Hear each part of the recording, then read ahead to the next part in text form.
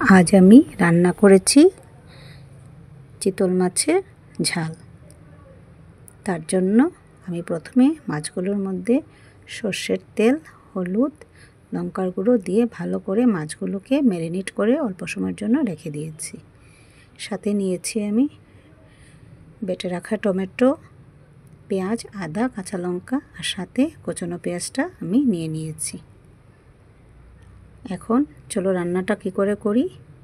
প্রথমে আমি একটি কড়াই বসিয়ে দিয়েছি, ওর মধ্যে আমি সর্ষের তেল পরিমাণ মতন দিয়ে দিয়েছি।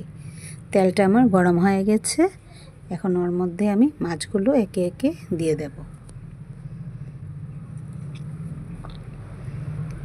মাছগুলো আমার দেওয়া হয়ে গেছে, এপিট ওপিট করে লাল করে মাছগুলো ভাজা হয়ে গেছে। এখন আমি মাছগুলো উঠিয়ে নিচ্ছি। এখন একই তেলে আমি বাকি মাছগুলোকেও ভেজে উঠিয়ে নেব।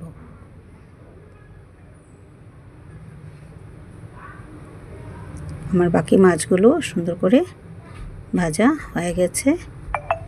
এখন ওই তেলের মধ্যেই আমি কালো জিরেটা ফোড়ন দিয়ে দেব। দিয়ে সাথে আমি চেরা কাঁচা লঙ্কা দিয়ে দেব।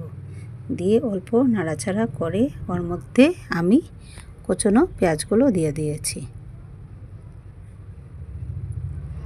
দিয়ে লাল হওয়া পর্যন্ত আমি পেঁয়াজগুলোকে ভাজা করব। এতে মাছের ঝোলের কালারটা খুব সুন্দর আসে। এখন বেটে রাখা আদা, পেঁয়াজ আর কাঁচা লঙ্কাটা আমি দিয়ে দিয়েছি। আমি এখানে কাশ্মীরি লঙ্কার গুঁড়োটা ব্যবহার করেছি।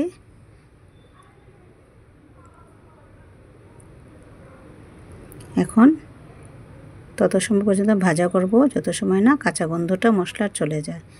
এখন পরিমাণ মতো নুনটা দিয়ে আবারও আমি মশলাটাকে কষাবো। মশলাটা আমার কষানো হয়ে গেছে।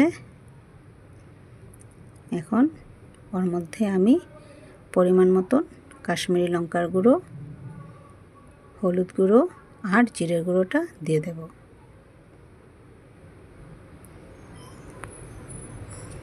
দিয়ে অল্প নাড়াচাড়া করে মশলাটা যেন পুড়ে না যায় তার জন্য অল্প জল দিয়ে দেব। দিয়ে মশলাটাকে সুন্দর করে আবারও কষাবো। এই রান্নাতে মশলাটা যত সুন্দর করে কষানো হবে একে একে ততই রান্নাটা ভালো হয়। মশলাটা আমার কষানো হয়ে গেছে। এখন বেটে রাখা টমেটোটা আমি দিয়ে দেব। দিয়ে আবারও মশলাটাকে আমি কষাবো যত সময় না মশলা থেকে তেলটা ছেড়ে দেয়।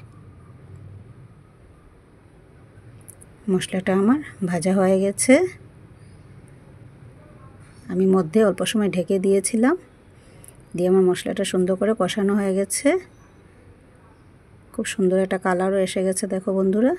এখন পরিমাণ মতন জলটা আমি দিয়ে দিচ্ছি। জলটা আমি ফুটিয়ে নিয়েছিলাম, কারণ এই রান্নাতে ঠান্ডা জলটা ব্যবহার করলে রান্নাটা ভালো হয় না খেতে।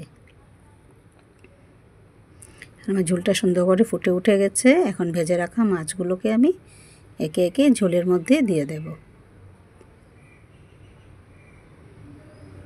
বন্ধুরা, আমার রান্নাটা যদি তোমাদের ভালো লাগে তাহলে আমাকে কমেন্ট করবে। সবাই তো সবার মতনই রান্না করে বন্ধুরা, আমি আমার মতন করে রান্না করেছি। কেমন হয়েছে আমাকে বলবে। এখন মাছগুলো আমার দেওয়া হয়ে গেছে। এখন সুন্দর করে ঝোলের সাথে মাছটাকে আমি মিশিয়ে দেব। দিয়ে অল্প সময়ের জন্য মধ্যম আঁচে আমি রান্না করব। এখন উপর থেকে অল্প চিনি ছড়িয়ে দেব। দিয়ে কোচানো ধনেপাতাগুলো দিয়ে নেড়ে চেড়ে আমার চিতল মাছের ঝালটা রেডি হয়ে গেছে। আমার রান্নাটা কেমন হয়েছে বন্ধুরা বলবে। ভালো লাগলে একদিন করে রান্না করবে, খেয়ে বলবে রান্নাটা কেমন হয়েছে।